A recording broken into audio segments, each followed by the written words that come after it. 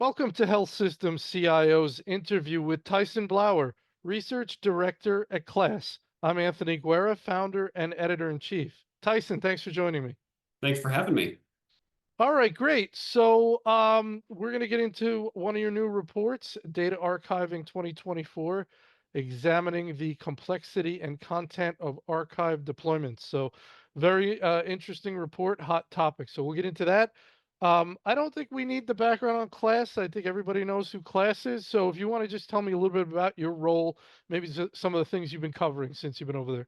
Yeah, for sure. So great, great to meet. And so I'm a research director here at KLAS. I oversee our research around acute EHRs, behavioral health EHRs, and interoperability, which is a big bucket term. And so data archiving is one of those that kind of fits neatly in all of that, where oftentimes it's EHR decisions that trigger organizations to make these archival moves. And so it's looking at how they're storing that data and moving things over. So it fits in that interoperability bucket. So been here at KLAS for about 7 years, but been doing the research around data archiving for about 2 years now. Okay, very good. So what's the macro stuff going on here with this topic? You said around the EHR, 99% it's going to be going to Epic, when it's just a question of what you're getting off of. Is how much of this is EHR versus other applications in terms of percentage? Good What's questions. going on out there?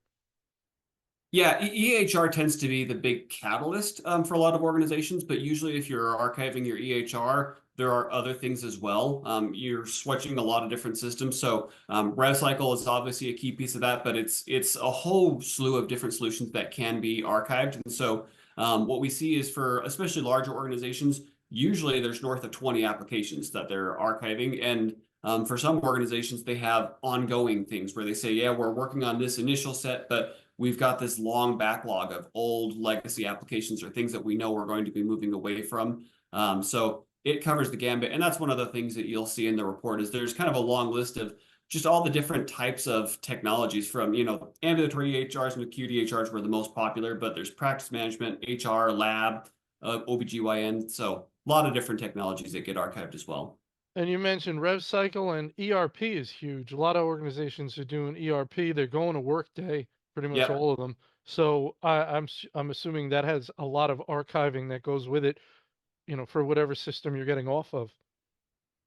Yeah, when you're doing archiving, it's interesting because there's a question of do you archive it or do you migrate it over to the new system? So we definitely did validate a number of organizations doing ERP, but not nearly as much as we saw in the EHR realm. So I think that's an interesting thing. But yeah, we definitely do see a lot of changeover happening in the ERP world as well. Any thoughts there around the archive versus migrate? Tell me more about that, if you know about that strategic decision people are making. I assume you're migrating some portion of data, but maybe you're not going back that far. Yeah, How's that playing out?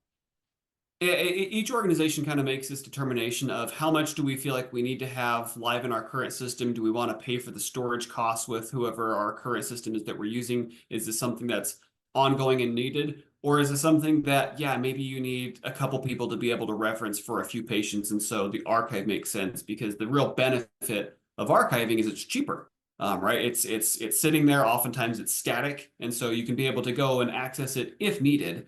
But then if you're migrating it over, usually there's more costs associated with that. So there's got to be more of that ROI in terms of we're still actively using this information and it's pertinent and ongoing business.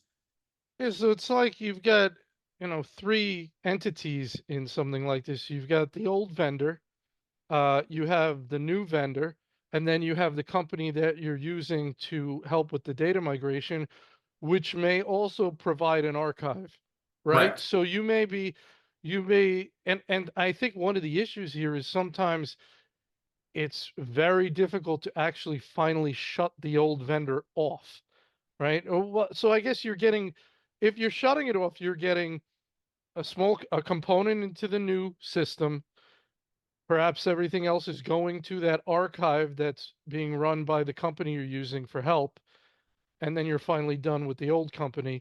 I don't know if ever that old company just keeps hanging around because you can't finally cut the cord, because is that a problem, getting fully extracted and being able to not pay that bill anymore?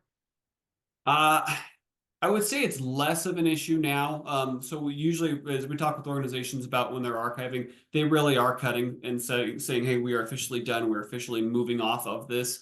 Um, we know that there can be the occasional issue when it comes to doing an archive where they say, "Oh yeah, this information isn't working the way we need to." There can be the occasional snafu where maybe you have to go back to the vendor and try to rework things. But oftentimes vendors will say, "You know what? We are deleting the data as of this time." So most organizations are able to make that cut and move away, but there can be a long runway for that. Depends on how long the archival project takes, and are they very confident before they make that switch over that they've done everything they need. Right. So if you're able to fully finish with the old vendor, then you've got your new vendor and you've got your third party archive that is being provided by the company that's probably helped you migrate. And I assume that's a company and that's an archive that you're using for multiple applications. So if I'm archiving three, four, five, six, seven, eight applications, do I have one vendor that's providing that sort of third party archive where all that data goes there?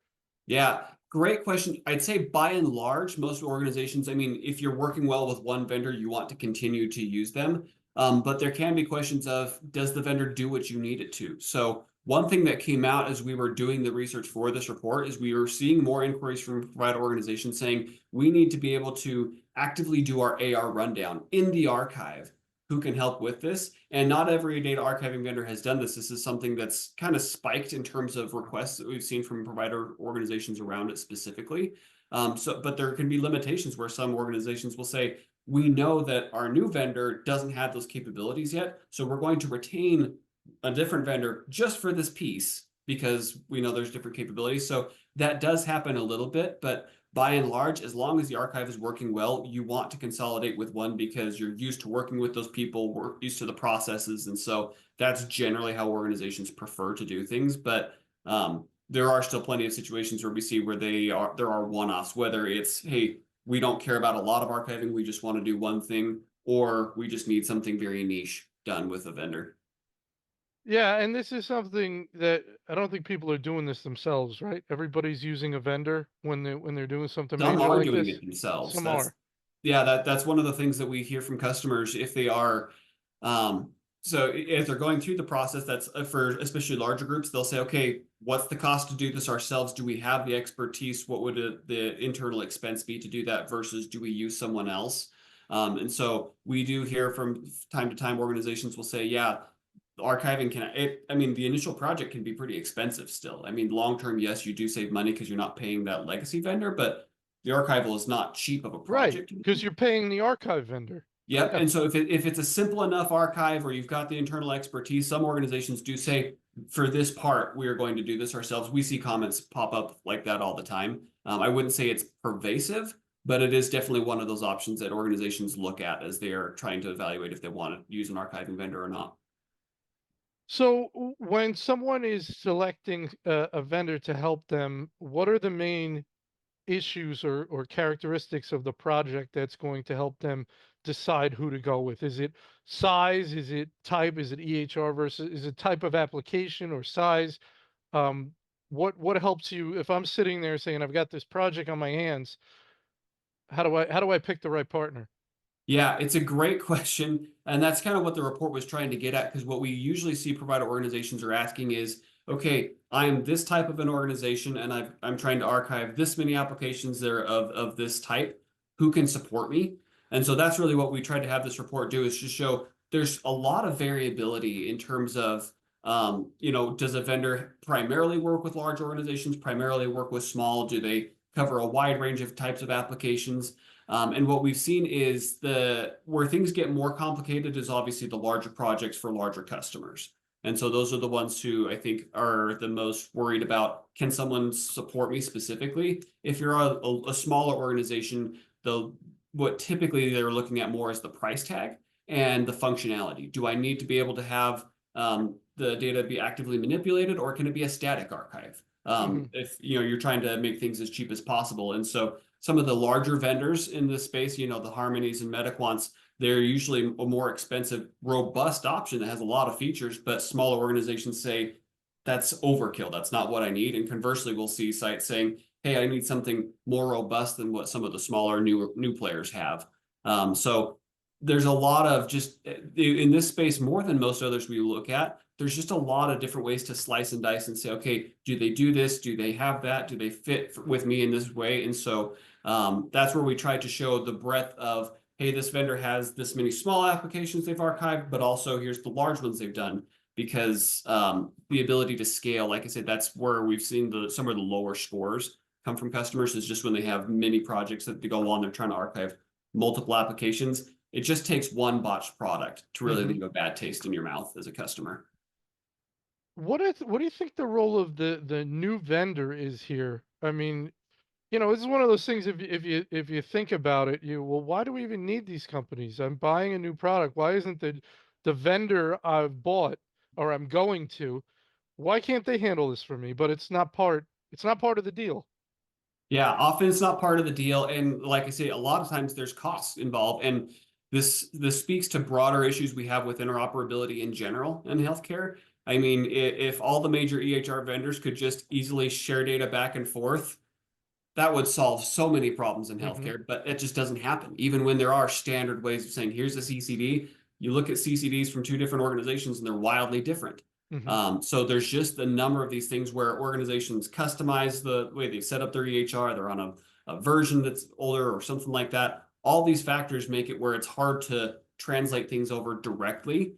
And so it's a lot of manual effort and mapping and things like that required in order to try to make that happen. And most organizations, again, knowing there's cost of doing that, cost of storing all that legacy data, it's just not worth it. It's cheaper for them to say, you know what, we only see a small fraction of these patients still that are in Hmm. the historic record. Let's archive that so we have it purely for compliance reasons.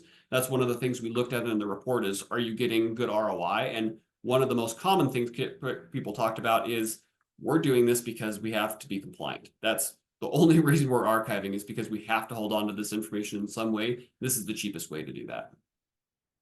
This is one that would give me a lot of anxiety. I wouldn't want to get in bed with the wrong vendor on this because I mean, can you really botch this? Or when we talk about the companies that are not as robust or the scores aren't as good, are we talking about disasters or are we talking about just it didn't go as smoothly as it could have been?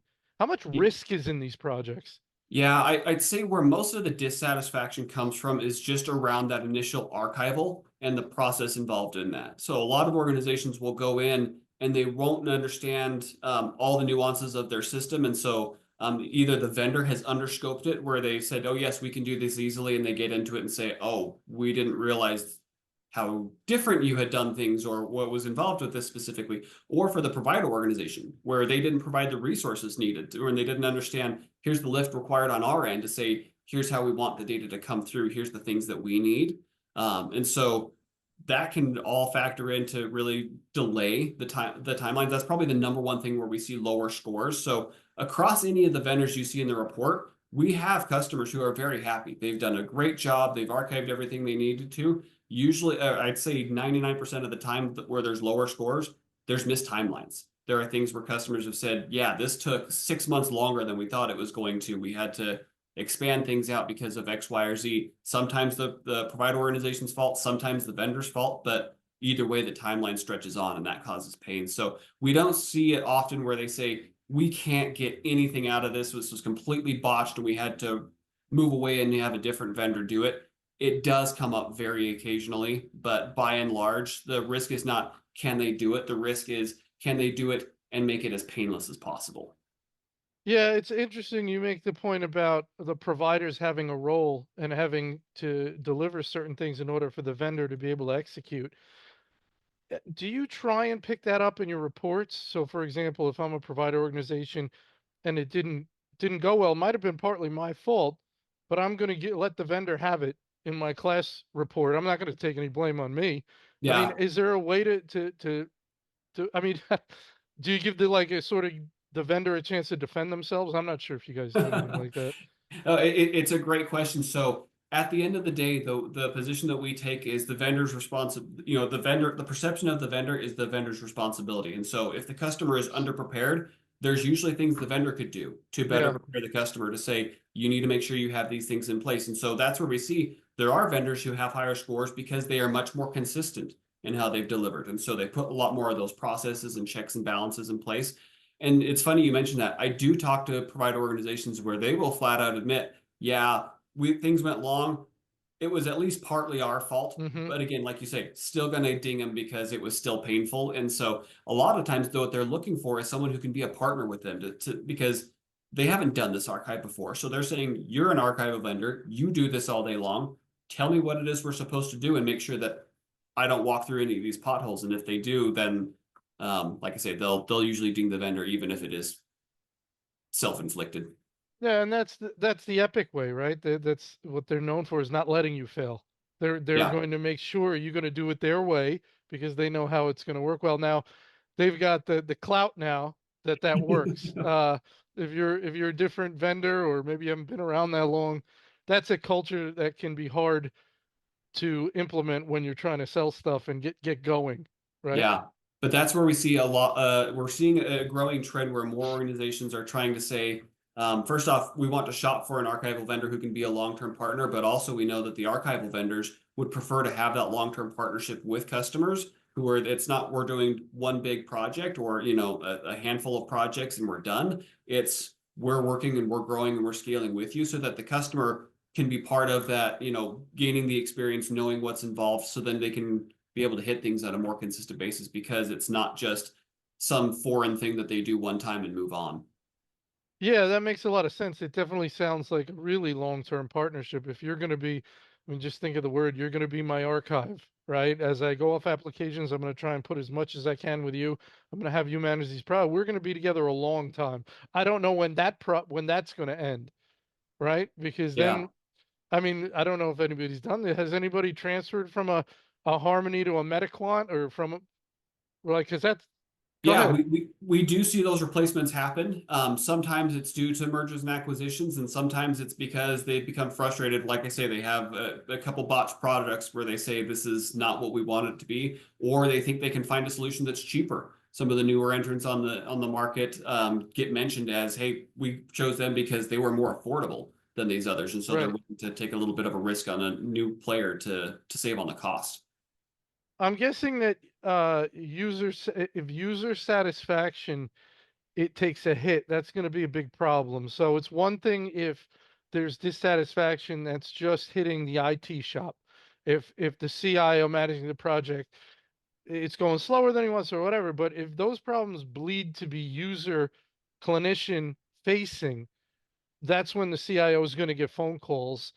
And these can be tricky because you're switching applications.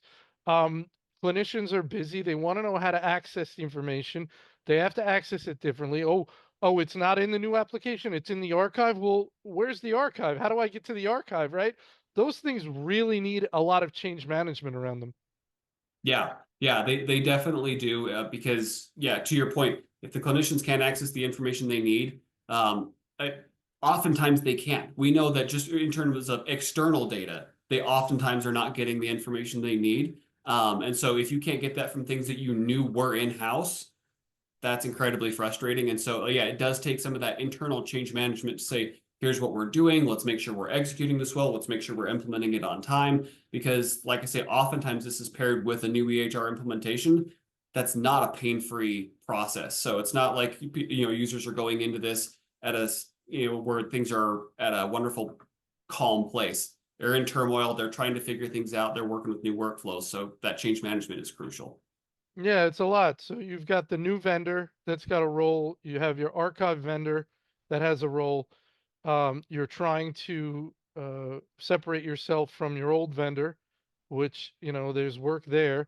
And then, as we just talked about, the internal change management piece, which maybe on you as the CIO, right? Your new vendor may not be doing that. Your archive vendor not. You have to manage your users through this whole thing and make sure they're set up for success and they know where everything's going to be when it's supposed to. And that may not be covered by any of the parties we just discussed. Is that Yeah. accurate? Yeah, it may not. The good news when it comes to archiving is that oftentimes this is old data. If you've made that move to say, hey, we want to move away from it, the amount of times you need to use it, I mean, it goes down dramatically from that Mm-hmm. first year on. Mm-hmm. Usually as we talk with organizations who the archive is about 3 years old, they're rarely having to go back and use it. So it really is just that initial, we've made this switch over. Oh, wait a minute, I forgot I still need some of this information, or we're still seeing some of those patients. That's where that can be the most painful. It's just that first little bit. But yeah, it is definitely something where you need to make sure there's good change management. And I think most organizations that we talk to, we don't hear a whole lot of we're having rebellions from the frontline staff and how things are rolling out. But like I say, when the implementations are going long, it's just the increased costs of that and the fact that they're saying we're going to have to re-up our contract with our legacy vendor because we didn't get this done by Mm. the time you said, and so it's going to cost us another $1 million or whatever it is to renew that access because the usually that vendor being replaced does not make it cheap. So that's one of the big issues here is meeting timelines so that we can stop paying our old vendor. Yep. If my archive vendor, if my conversion vendor, for whatever reason is not hitting timelines, you just explained it very well. I could be on the hook for some significant costs with my old vendor. I don't know, and maybe do you know if the contracts with the data archiving vendor have any stipulate? Are people putting stipulations in there such as here's our expectations on timeline. If we run long, you're covering my costs. I don't know. Are they I trying haven't to heard of anyone offload making those that? specific Yeah, stipulations of here's what happens, but I do know that some vendors will have a little bit more concessions in terms of yes, we should have scoped that out a little bit better, so we as a vendor won't charge you more right. for the additional resources required to get this done or things like that. But I haven't heard anybody saying we're going to cover the cost of continuing to keep your Yeah, legacy product up and going. right. Usually, that's where I say that can be a major pain point for somewhere they say we have to get off this by this time, and if that pushes it all, it's extremely painful.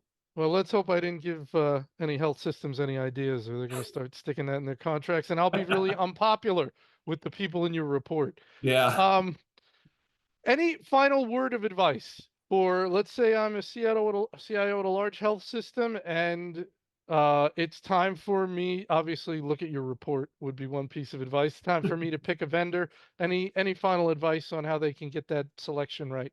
Yeah, so in terms of making the selection, like I said, what we've seen is the vendors, every vendor that's in this report has customers that they've done well with. So the main thing is going to be making sure, can you get some more of the specifics on here's I'm a large organization. How well have they done with large organizations as a whole, or how have they done with these types of applications? So try to get some of those specifics. But a big thing is really making sure that your organization has that appetite to say, we know what's involved with this because it's so easy to get distracted by we're moving to Epic, throw everything at that. Oh, and we'll do this archive thing whenever, however. It needs to, you want to make sure that it is properly staffed so that you can get that done in the time you need. But also, as you think about your archiving strategy, likely there are things that what we see is that a lot of organizations say there are things that they are not archiving that they should and or could, but they just don't have the time. And so we're seeing more organizations starting to think holistically and say, we know we're continuing to grow. We're continuing to acquire new practices in hospitals. We need to have a strategy for when we archive. Historically, that wasn't very common, but we're seeing that happen more. But making sure if you do have those plans, is this a vendor that you can be able to scale with, that they can do all, manage all the projects you're going to have? But also, do you have those internal processes of identifying, yes, we can turn these things off, or do you have a big drawer just of old legacy applications that you just continue to run because they're a little bit back of mind and you haven't got to Well, I love that big drawer analogy. I think everybody has that it? in their house, and every once in a while you look at it and you say, I'm gonna clean that out. I'm gonna figure out what's in there, but you never do. Yep. And So if you never do, you're going to continue to just pay extra for that data. So, yeah. All right, but the drawer's free. Leaving stuff in there doesn't cost. except for those ongoing maintenance contracts, if we're talking about the data. Yep. No, you're absolutely right. All right, Tyson, thank you so much for your time today. I really appreciate it. Yeah. Thank you for having me.